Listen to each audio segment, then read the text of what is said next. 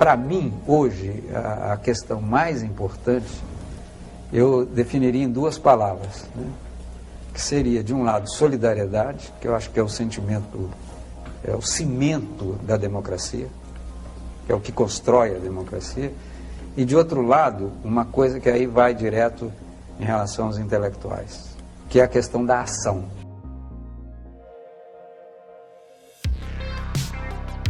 Seja bem-vindo ao podcast da Associação Brasileira Interdisciplinar de AIDS, a ABIA.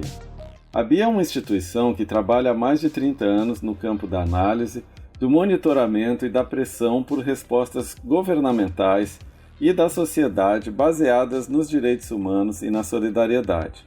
Como Herbert de Souza, o Betinho, que foi nosso fundador, falou no início do episódio, é de grande importância a prática e o incentivo à solidariedade e à ação para que nós possamos construir uma sociedade mais justa, mais livre dos estigmas que só trazem desigualdade, preconceito, discriminação e morte. Eu sou Veriano Terto Júnior, vice-diretor da ABIA, e ao longo deste e dos outros episódios vou receber convidados para que juntos possamos utilizar as nossas mais poderosas armas na luta contra o estigma relacionado à AIDS, a informação, a educação e o conhecimento.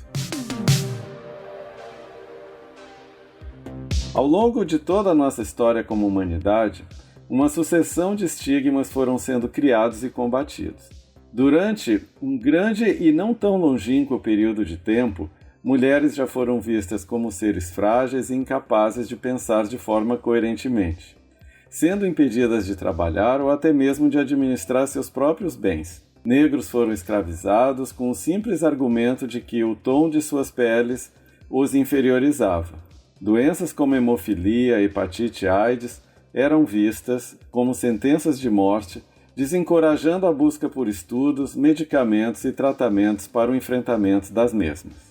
Nesses três casos e em muitos outros, o estigma se coloca como um obstáculo limitante, aparentemente intransponível, que impede avanços importantes e que acentua a discriminação e a desigualdade.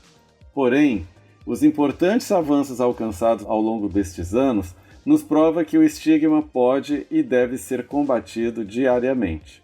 Para falar um pouco sobre estigma com relação à AIDS, sobre como, através dos direitos humanos, podemos encontrar caminhos e oportunidades para enfrentar o estigma e a discriminação, e também sobre os avanços que já vêm sendo alcançados ao longo da história da epidemia, nós recebemos hoje o nosso diretor-presidente, Richard Parker, graduado e doutorado em antropologia, autor de vários livros sobre o tema e um dos cientistas mais influentes do mundo. Seja bem-vindo, Richard. Muito obrigado, Veriano. É um prazer estar aqui. Richard, nós começamos esse episódio até com uma fala do Betinho, uma forma de homenageá-lo. O Betinho, acho que na minha como na tua trajetória, teve muita influência. Seria bom a gente começar essa entrevista falando um pouco sobre como o Betinho influenciou o teu trabalho, as tuas pesquisas e a tua visão política em relação ao estigma. Como você sabe, nessa época, meados dos anos 80, fomos ainda poucos trabalhando com AIDS. E eu acho que tinha, de fato, três pessoas chaves. Tinha Betinho, mas tinha as duas pessoas que me apresentaram ao Betinho, que foi o Herbert Daniel e o Peter Frey. O Daniel, como você sabe, foi um militante do movimento LGBT, foi um ativista de longa data contra a ditadura e um dos primeiros a escrever e pensar sobre AIDS no Brasil, né? E o Peter Frey era um antropólogo em inglês, mas radicado durante muitos anos no Brasil. Na época, ele estava trabalhando como representante da Fundação Ford aqui no Brasil, e os três tinham um diálogo juntos para pensar sobre a criação de organizações não governamentais para trabalhar com AIDS, a mobilização da sociedade civil. E foi o Daniel que, de certa forma, fez a ponte para eu conhecer o Betinho. Iniciamos um diálogo.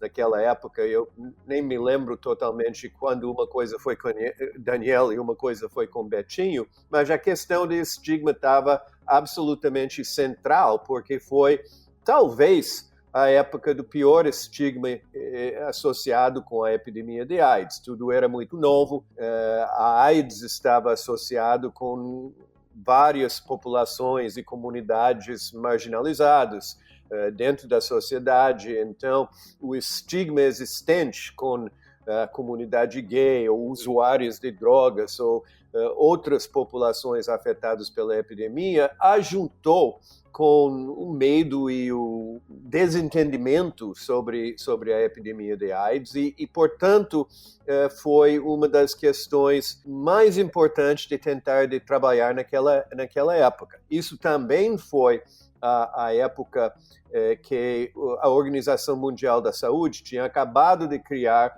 um programa de AIDS. O Jonathan Mann foi o diretor daquele primeiro programa e lá na OMS em Genebra eles estavam pensando sobre o que chamavam da terceira epidemia. A ideia era que você tinha a epidemia de infecção pela HIV, que foi a primeira epidemia, depois de algum tempo, quando o HIV comprometia o sistema imunológico da pessoa, você tinha as infecções oportunistas que foram associadas com a AIDS e você começou a ter, portanto, sintomas de doenças que foram classificados como AIDS. E aí desencadeou o que a OMS e o Mann estavam falando da terceira epidemia, essa epidemia de estigma, discriminação, negação, as respostas sociais que vinham depois das primeiras duas epidemias.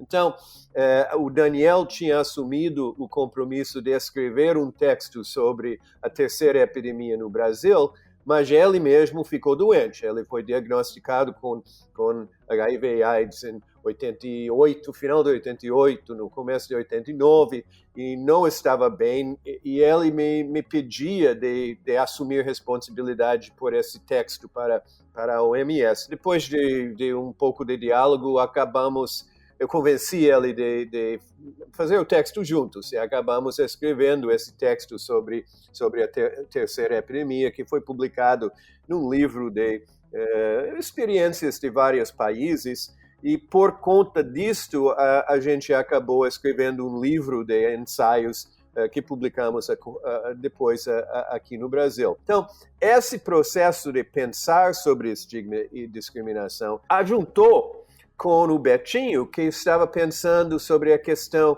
de direitos humanos em relação a HIV/AIDS. E naquela época, direitos humanos basicamente não tinha sido trabalhado como uma questão com relação à AIDS, mas estigma e discriminação abriu caminho para pensar sobre direitos humanos como uma questão fundamental para trabalhar a AIDS. Eu acho que a palestra que Betinho deu, eu não me lembro agora o mês, mas o ano foi 1987, na Faculdade de Direito da USP, sobre AIDS e direitos humanos, foi justamente a primeira vez, pelo menos que eu conheço, que direitos humanos foi colocado como uma forma de trabalhar com a questão de AIDS. E só alguns meses depois, o Jonathan Mann fez esse mesmo nexo numa palestra que ele fez para a Assembleia Geral da ONU, em Nova York. Então, em 3 ou 4 meses, os dois acionaram a ideia de direitos humanos como uma maneira de trabalhar estigma e discriminação frente à AIDS. E eu acho que isso foi, de certa forma, quase no centro do trabalho que a Bia estava fazendo naquela época. Então, nesse sentido, a gente já trabalha isso desde o comecinho da epidemia, ao longo de mais de 3 décadas. E é uma coisa que a gente não parou de trabalhar, como vocês sabem. A Bia publicou quase 10 anos depois disso, em 2001, eu escrevi um texto longo sobre estigma, discriminação e AIDS, tentando pensar mais teoricamente ou conceitualmente como é que a gente pensa sobre essas questões. A gente publicou aquele texto em 2001 pela Bia e em 2002 e 2003 nós escrevemos plano conceitual para a campanha mundial de AIDS de 2002 e 2003 da ONU, que foi sobre estigma e discriminação. E estamos agora, em 2021, relançando aquela publicação, o 20º aniversário daquela publicação para comemorar esse trabalho ao longo do tempo. Então você pode ver, é uma coisa que vem acompanhando a epidemia e acompanhando a trajetória da gente basicamente durante uns 30 anos agora.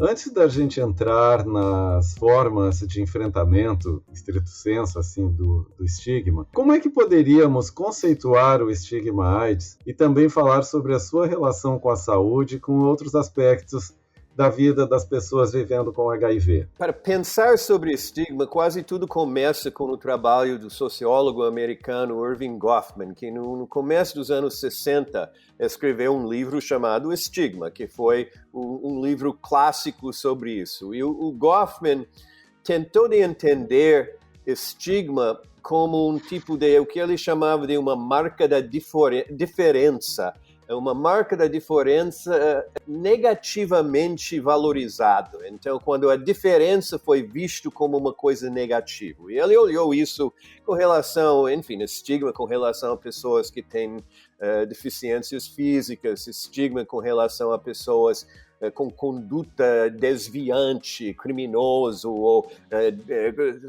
sexualidade desviante, ou homossexualidade. O Goffman pensou sobre essa diferença e como é dentro da sociedade essa diferença negativamente valorizada leva as pessoas a ser estigmatizadas, a ser marginalizadas, né? Quando a gente começou a pensar sobre estigma no contexto específico da AIDS, a gente achou que essa definição de Goffman, apesar de clássico e importante, não era suficiente, porque não fazia tão claro quanto a gente achava necessário a relação entre poder e cultura, que opera via estigma, não é? Estigma funciona, de certa forma, para oprimir as pessoas, para marginalizar, para literalmente oprimir as pessoas. É usada por alguns que têm poder para afastar e oprimir pessoas que não têm poder. E a cultura é usada para reforçar essas atitudes e permitir, portanto, a discriminação. É quase como a diferença é transformada em desigualdade pela operação cultural do estigma, não é? Então, nesse sentido, com o texto que a gente escreveu para a Bia e que acabou tendo um impacto razoável no campo, colocando poder como o centro da questão e vendo como o estigma funciona para oprimir e marginalizar certos grupos e populações, pessoas vivendo com HIV, certamente, mas também as comunidades e as populações associadas com HIV, a comunidade gay, usuários de drogas, pessoas envolvidas na prostituição e outras populações visto como, de alguma forma, associado com a epidemia por causa da infecção pelo HIV, mas também por causa do, entre aspas, o desvio dessas pessoas. Você tem um complexo de relações culturais complicadas que organiza estigma e até utiliza estrategicamente estigma para oprimir, não é? Então, acho que essa mudança para enfatizar a opressão e como a opressão funciona culturalmente foi uma das inovações que a gente conseguiu fazer pensando o estigma com relação a HIV e AIDS, que ajudou a pensar como maneiras que a gente podia enfrentar o estigma. Então, a gente poderia pensar que o medo, a ignorância, a falta de estudos e de informação a respeito da AIDS também podem ter recrudescido esses estigmas à AIDS, mas também junto com relações de poder. Exatamente, mas eu acho que é importante, a ignorância é um ótimo tópico para trabalhar isso, porque a gente pensa que ignorância é só falta de conhecimento, mas de fato a ignorância não é só falta de conhecimento. A ignorância como conhecimento é produzido socialmente. Você pode ver isso muito atualmente com relação à epidemia de Covid, por exemplo. A ignorância é utilizada estrategicamente por alguns para avançar as suas posições políticas, as suas... Então, é importante de ver, a ignorância tem essa mesma qualidade como o estigma, é produzido socialmente e é usado por fins estratégicos de alguns contra outros, não é? Então, eu acho que isso é uma das questões sobre HIV e AIDS e o estigma e a discriminação relacionada a HIV e AIDS. A gente achou no começo da epidemia, a gente ia resolver tudo se a gente dava a informação correta, se a gente conseguia informar as pessoas, construir uma base de dados, que isso ia ser suficiente para enfrentar o estigma. E não foi. E a razão que não foi é porque a gente estava subestimando essa dimensão de poder, estava subestimando a maneira que o estigma estava sendo usado para oprimir. Você só enfrenta estigma e discriminação ligada a essa relação de poder se você investe na resistência. Você tem que resistir. Informar não é suficiente. Você tem que resistir e você tem que oferecer argumentos alternativos capazes de convencer as pessoas das razões que estigma e discriminação são injustos. Então, você busca os direitos humanos, ou você busca apoio judicial, por exemplo, justamente porque essas são armas que você pode usar para resistir. Acho que na pergunta anterior, tu já levantou um pouco sobre esse conceito que para mim é muito interessante, de sinergia de desigualdades, que onde a opressão sexual, resistência, a liberdade de gênero, a pobreza, o racismo, a homofobia, a transfobia, entre outros, que contribuem diretamente para reforçar o estigma da AIDS e o isolamento, a clandestinidade, né, das pessoas vivendo com HIV. É importante observar que os direitos estão sendo desrespeitados, né, em cada caso, mas também nas comunidades. Precisamos pensar nisso, né, de forma sinérgica, de forma em conjunto, não é verdade? É verdade, mas eu acho que é importante pegar cada um desses eixos que você acabou de falar, seja raça ou etnia, seja classes socioeconômicas, seja relações de poder de gênero, seja opressão sexual, idade, a maneira em que diferenças de idade são associadas com diferenças de poder. Cada um desses eixos de desigualdade é trabalhado pelo racismo, trabalhado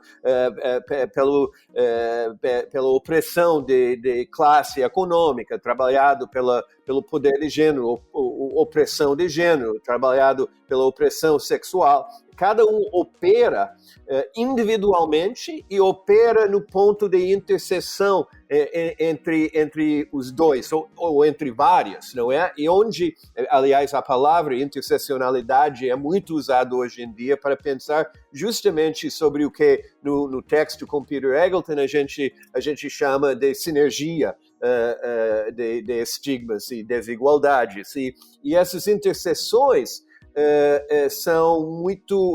é onde a violência maior acontece. E é onde também, não é nenhum mistério, é onde a epidemia de HIV e AIDS é o mais violento, é justamente onde essas coisas cruzam, onde a questão de sexualidade cruza com a questão de gênero, cruza com a questão racial ou étnica, enfim, que você acha os maiores desafios para enfrentar o estigma e para enfrentar a epidemia, para enfrentar a AIDS. Agora, no dia 8 de abril, nós organizamos uma oficina sobre a conceituação do estigma, dos preconceitos e discriminação.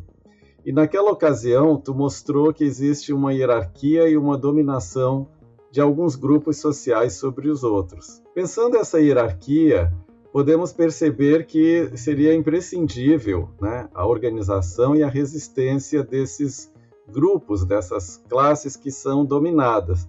Mas também deveríamos ter mais participação, solidariedade desses grupos e classes dominantes para promover as mudanças necessárias. Tu percebe que haveria interesse desses grupos ou classes dominantes fazer essas mudanças? De fato, eu acho bem difícil de achar que as camadas dominantes vão facilmente abrir mão à sua dominação. Isso, aliás, na história do mundo e na história do enfrentamento da epidemia, a nossa experiência tem sido um pouco o contrário, que você não pode...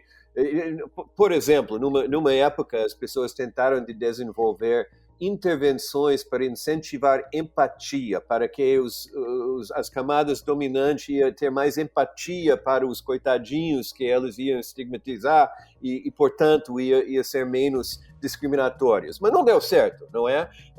E eu acho que, de fato, o que você tem que trabalhar modalidades de intervenção para aumentar o empoderamento dos grupos mais estigmatizados, para permitir resistência mais eficaz. Não tenho dúvida que, em alguns casos, é até possível construir alianças, construir certos aliados dentro das camadas que oprimam, mas não é fácil. Você tem que buscar fortalecer o poder, o empoderamento das pessoas e dos grupos mais marginalizados, mais oprimidos, mais estigmatizados e mais discriminados, com uma tentativa de fazer mudanças culturais mesmo, mudanças de mentalidade, que aos poucos você vai construindo um clima onde começa a ser inaceitável de discriminar, começa a ser inaceitável de estigmatizar, não é? Então, se você quer enfrentar o racismo, você precisa de leis que fazem ilegal de executar certos atos que oprimam por causa de raça. Você tem que mudar a ideologia sobre raça. Você tem que trabalhar em várias frentes ao mesmo tempo. Você está realmente falando sobre uma mudança cultural, mais do que qualquer coisa. A gente sabe que mudanças culturais acontecem devagar, são coisas que você precisa investir de longo prazo em mudar a maneira que a sociedade pensa sobre certas questões. Você olha, por exemplo, sobre diversidade sexual ao longo do tempo, ou você olha atitudes sobre diferenças étnicas ao longo do tempo. Você pode ver que mudança é possível, mas é uma coisa que vai aos poucos e que precisa de múltiplas intervenções ao mesmo tempo para acontecer. A AIDS nos dá um bom exemplo concreto disso. Para enfrentar o estigma de AIDS, nós tínhamos que fazer, por exemplo, uma das primeiras intervenções que eu acho que foi especialmente importante no Brasil, algumas das primeiras ONGs, como o GAPA São Paulo, ou o Grupo Pela Vida no Rio de Janeiro, e outros grupos ao redor do país, iniciaram programas de assistência jurídica, onde advogados capazes iam oferecer de graça ou via a ONG assessoria para pessoas que estavam sofrendo estigmatização e discriminação mesmo, né, com trabalho, com acesso à moradia, enfim. Esses programas foram fundamentais, por exemplo, de trabalhar as dimensões estruturais da discriminação para proibir e inibir o exercício da discriminação. Ao mesmo tempo, trabalhávamos muito na AIDS com o imaginário da sexualidade, por exemplo. Você mesmo deve lembrar, na BIA, durante os anos 90, a gente fez uma série de produções, de posters e coisas trabalhando a sexualidade de uma maneira até intencionalmente transgressiva, talvez, para tentar de transgredir as restrições que estavam sendo colocadas pela sociedade dos bons costumes e dizer, não, a sexualidade tem que valorizar a diversidade, tem que valorizar a sensualidade, tem que trabalhar a sexualidade para responder à AIDS. Você não pode tentar de fazer as pessoas parar de fazer sexo. Você tem que trabalhar a sexualidade de forma positiva, que as pessoas continuam de viver a sua sexualidade, mas tomando precauções para fazer sexo mais seguro. Então, a gente intencionalmente trabalhava a diversidade sexual de uma maneira que tentava de valorizar a sensualidade, a sexualidade como uma resposta frente à AIDS, em vez de oprimir e afastar a sexualidade. Então, você trabalhava de diversas maneiras ao mesmo tempo, com mudanças no imaginário, mudanças estruturais, tentando de trabalhar leis e procedimentos jurídicos que podiam ajudar a impedir a discriminação. Também isso vale a pena, nesse contexto, de falar um pouco, às vezes, a relação entre estigma e discriminação. Conceitualmente, às vezes as pessoas falam que estigma, a teoria, e discriminação é a prática. Quer dizer, as pessoas podem ter ideias estigmatizantes sobre os outros sem necessariamente praticar discriminação, mas quando o estigma escapa controle e se transforma em discriminação, você sempre tem resultados ruins, deletérios para as pessoas. Então, você tem que impedir essa transformação de atitudes estigmatizantes em ações que discriminam e oprimam as pessoas. Então, muito do nosso trabalho tinha essa intenção de ir catucando o estigma, tentando de mudar o estigma, bloqueando, sempre que fosse possível, qualquer ato discriminatório. Retomando essa questão de transformação da sociedade, que falou um pouco lá do passado, mas também sabemos que algumas das arenas onde promover essas mudanças podem ser escolas, universidades, instituições religiosas, instituições do Estado, enfim. Como que tu vê que isso poderia ser feito hoje em dia? Sempre isso vai ser um ponto de conflito, não há nenhuma maneira de escapar isso. Ao longo da história da epidemia, por exemplo, temos trabalhado, a sociedade civil e os governos, em alguns lugares, têm trabalhado dentro do âmbito de escolas, por exemplo, tentando de fazer via programas educacionais, sensibilizar as pessoas mais e enfrentar o estigma. E o governo, em diversos contextos, normalmente, mais frequentemente, quando você tem governos progressistas, você tem visto tentativas de incorporar esse tipo de ação dentro das instituições públicas. Pensa,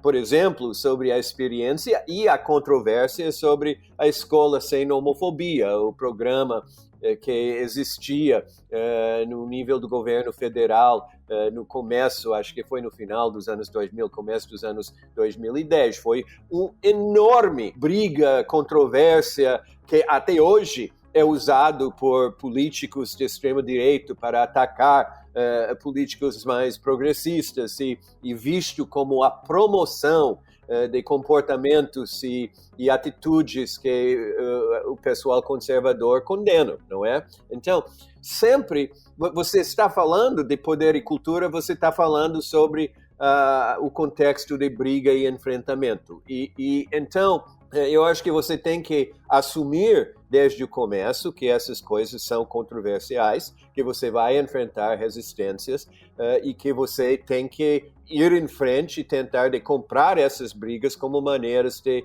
avançar. Até que ponto vai ser possível negociar pacificamente a implementação desses programas depende muito do contexto, da conjuntura, de uma série de circunstâncias sociais e políticas do momento. Nós estamos, obviamente, passando um momento agora de uma grande onda conservador, que não só no Brasil, mas no Brasil e outros países, que foi quebrando em cima do país de uma forma terrível e que dificultou muitas dessas questões. E isso acho que nos sensibiliza ao fato que depois de um pouco mais agora de 40 anos de AIDS, o estigma e a discriminação continua sendo o impedimento mais enraizada, mais difícil de enfrentar,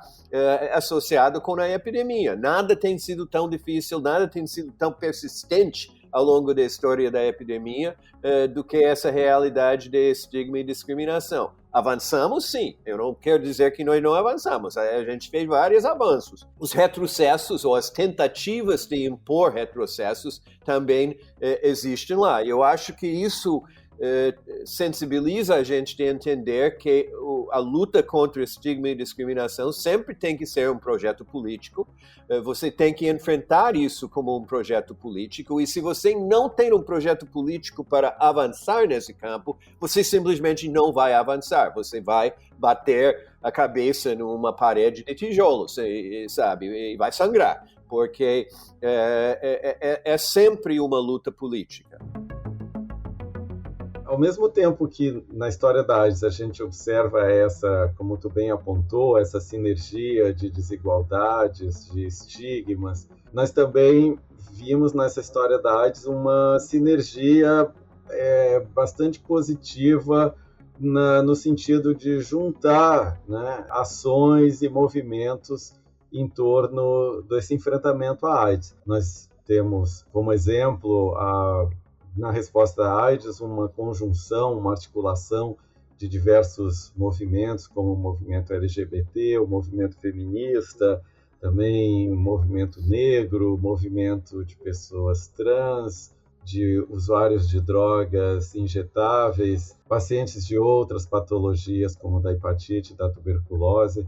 Tu poderia falar um pouco sobre a importância dessas articulações, dessas alianças? Eu acho que isso é super importante. Eu acho que, de fato, eu acho que ao longo da história da epidemia e desses últimos tempos, vamos dizer, o tempo pós-moderno, que a gente vive mais ou menos desde os anos 80 e cada vez mais, globalização pós-moderna, não é? Você tem duas modalidades de organização que eu acho que tem sido muito importante em avançar. Por um lado, você tem um ênfase sobre políticas de identidade. Políticas de identidade têm sido super importantes. Os avanços, muitos dos avanços da comunidade LGBTQI+, etc., foram em cima dessa ideia de políticas de identidade. Como hoje em dia, muitos dos avanços que você está vendo nos Estados Unidos, por exemplo, com Black Lives Matter, é uma política de identidade muito forte que é usado para mobilizar.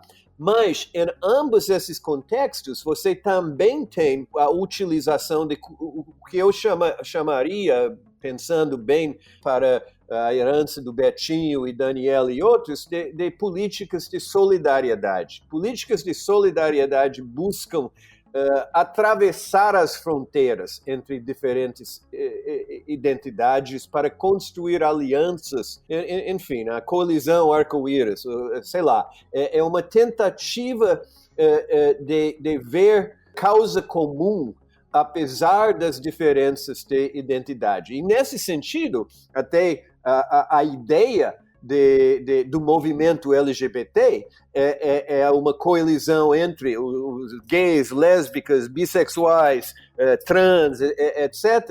É de dizer que essas diferenças não podem ser mais importante da causa comum que você tem que unir as pessoas no momento a favor da diversidade sexual. Ou no Black Lives Matter, você vê que os ativistas negros estão de braços dados com brancos, estão de braços dados com um leque de cores, todo mundo argumentando sobre a importância de vidas negras que tem que importar, mas que é uma coalizão hoje em dia multirracial. Então, eu acho que isso é uma coisa que você vê historicamente, eu acho que isso também é uma das grandes lições que tivemos nos tempos de maior sucesso no movimento de AIDS. Eu penso especialmente sobre os anos 90, por exemplo, quando a AIDS, de certa forma, no Brasil e no mundo, a AIDS se transformou de ser uma causa de determinadas comunidades ou populações mais atingidas pela epidemia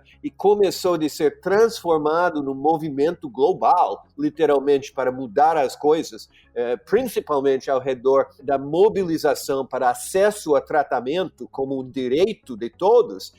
Isso é uma coisa que foi construído, uma coalizão, uma aliança para esse bem comum e para defender valores éticos e políticos que ia enfrentar o estigma e a discriminação. Aliás, vendo que a negação de acesso a tratamento foi justamente uma forma de discriminação. Então, via a construção de alianças e coalizões que ajuntam múltiplas identidades no movimento maior, não é? De solidariedade, eu acho que é quando nós conseguimos avançar mais. Agora, de sustentar isso, de manter isso através do tempo, é sempre um desafio muito grande.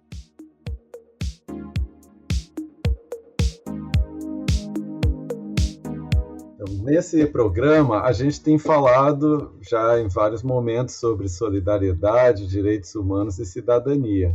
Sempre fica aquela pergunta, o que nós podemos fazer ainda mais, né, para reforçar e impulsionar esses princípios? A gente sabe que o debate, a troca de informação, os estudos sobre esses princípios, mas também o fortalecimento institucional e político das entidades que trabalham com direitos humanos, cidadania, que promovem solidariedade. Poderíamos citar outros caminhos por onde reforçar solidariedade, direitos humanos e cidadania? Eu acho que os caminhos são mesmo esses. Eu não acho que tem não tem uma bala mágica para isso acontecer. Eu acho que temos que redobrar o compromisso com direitos humanos, tem que traduzir princípios de direitos humanos dentro do discurso de cidadania. Cidadania, naturalmente, se vincula muito a um determinado espaço político, tipo o Estado-nação, que tem os seus cidadãos, enquanto direitos humanos são vistos como princípios que vão além de determinados estados e que têm que ser defendidos pela comunidade de nações, vamos dizer, porque são inerentes na condição do ser humano. Eu acho que o que é mais nítido nos últimos tempos tem sido justamente como estes princípios éticos e políticos têm sido questionados justamente por causa de movimentos conservadores na política, o populismo conservador, essas rupturas com a democracia que nós temos visto em várias sociedades recentemente, têm sido grandes ameaças para os princípios de direitos humanos e cidadania.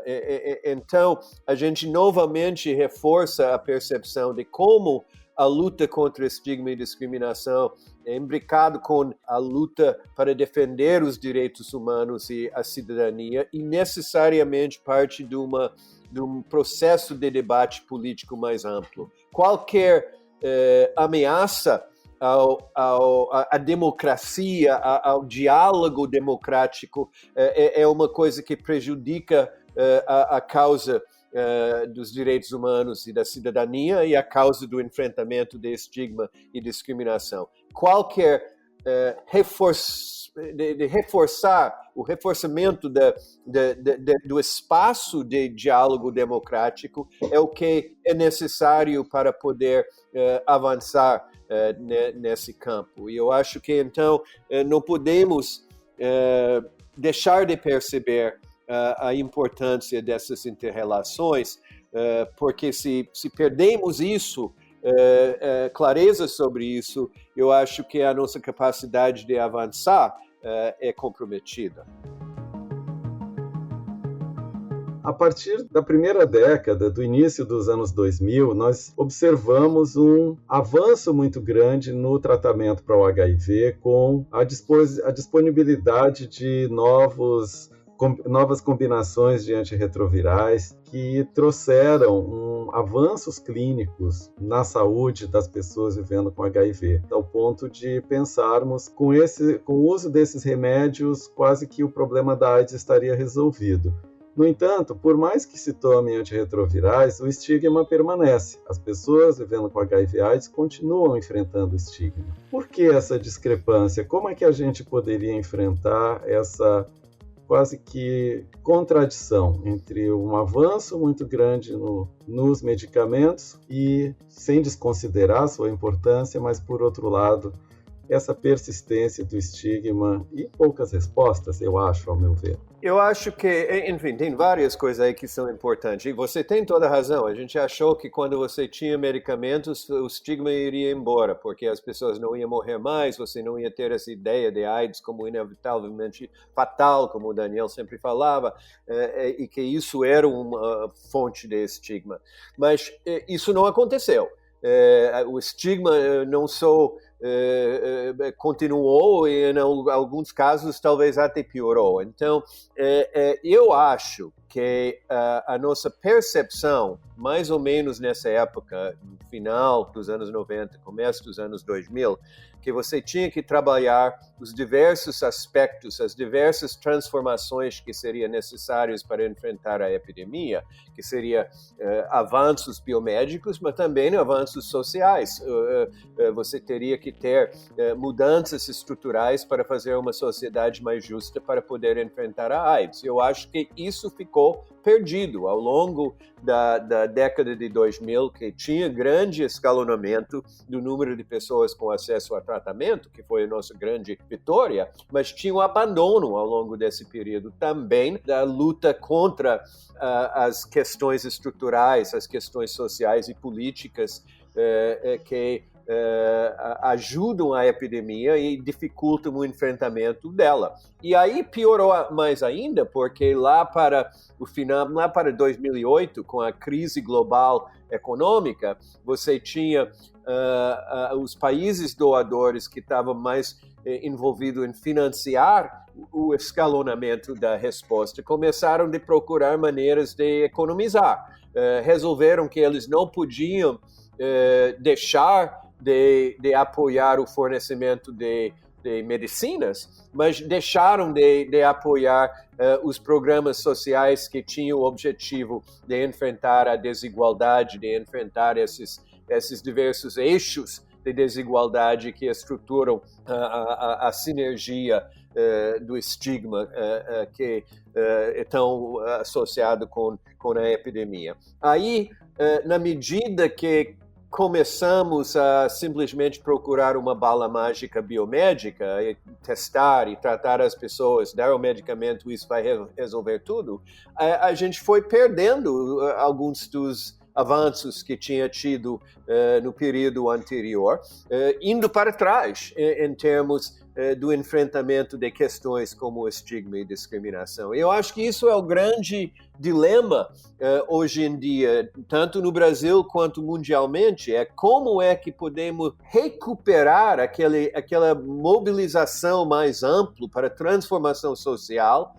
como uma maneira de enfrentar a epidemia de AIDS. Isso foi uma coisa que conseguimos nos anos 90, nos anos 2000, aqui no Brasil, mas está faltando. Você não vê essa mobilização social mais ampla hoje em dia. Então, você não tem todos os financiadores que apoiavam o trabalho da sociedade civil, por exemplo, vai embora, vai para outras questões. Não é.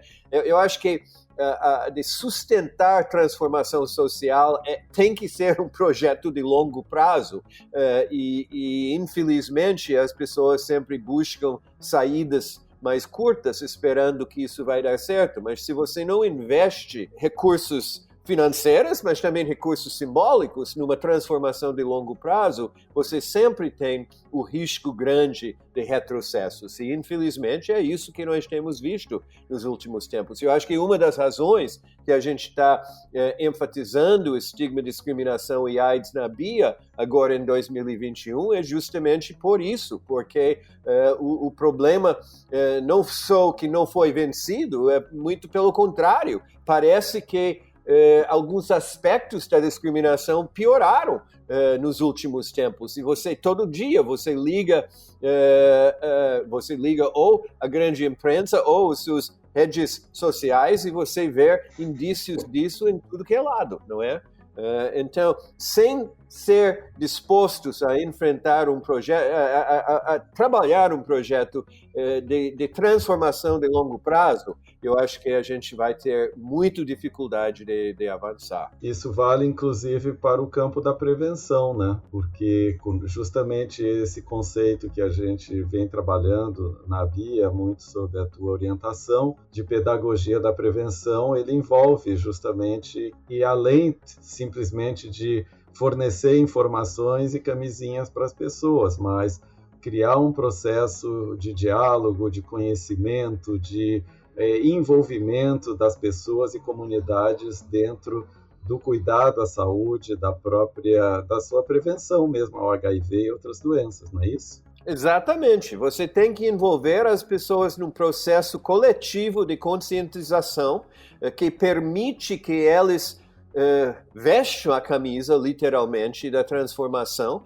e fazem isso o seu projeto, sabe? Eles têm que fazer parte desse projeto, não podem ser simplesmente o objeto de ações de informação. Eles têm que vestir e se envolver na criação desse novo mundo onde a prevenção é uma prática comunitária.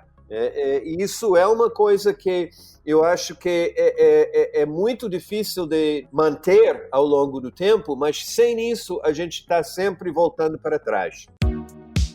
Bom, nesse momento a gente caminha para o encerramento desse episódio e desde já agradecendo ao Richard pela sua generosidade em compartilhar tantos pensamentos, ideias, dicas nesse programa, mas que não acaba aqui. Quem quiser conhecer um pouco mais sobre o que foi aqui discutido, pode seguir a Bia nas redes sociais, onde há uma série de informações e links para textos, vídeos, lives, onde é possível aprofundar mais sobre esse tema. Veriano, eu que agradeço, foi ótimo falar contigo sobre essas questões. São entre as questões mais importantes que nós temos para o enfrentamento desta epidemia, então eu agradeço a sua atenção e a atenção dos ouvintes.